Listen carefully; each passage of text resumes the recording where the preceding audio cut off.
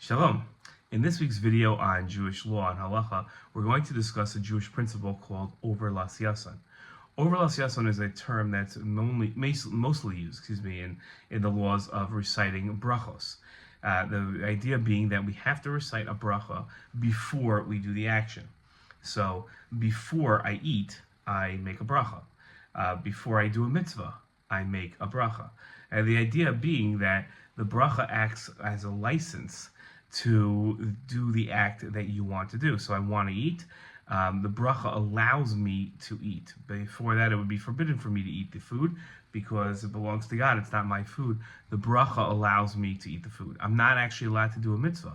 The bracha allows me to do a mitzvah. There's another understanding of over las yason, which is that the bracha acts as a declaration that the reason why I'm doing this action is because it's a mitzvah. Now that's obvious with something like tefillin or taking off a part of the challah, but that's not as obvious as when it comes to, let's say, sitting in the sukkah.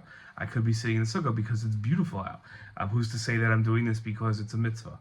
The bracha declares that it's a mitzvah. So those are the two understandings of over las yason. There are a few exceptions that we have to over las yason. The biggest one are the brachos of what are called, the whole section, the whole category of brachos shevach v'hodaya, where we praise God because of a natural phenomena. So, for instance, if there's thunder and lightning, we praise God for seeing the thunder and lightning. Obviously, we can't do that over las yason. We can't do that before the lightning comes because the bracha is designed to be a reaction that, and we don't know when there's going to be thunder and lightning. But another example within the brachos of a mitzvah is al netilas yadayim, when we wash our hands. The general practice, although not everybody does this, our family does not, the general practice is to say the bracha before you wash your hands. After you wash your hands. Our family does it before. We keep to the principle, but most people don't, because the Shulchan Aruch said that you should have clean hands when making brachos.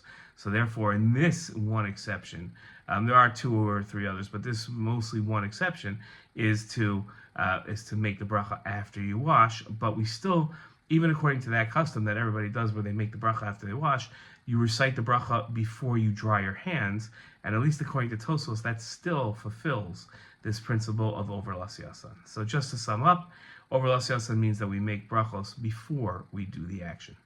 Shalom.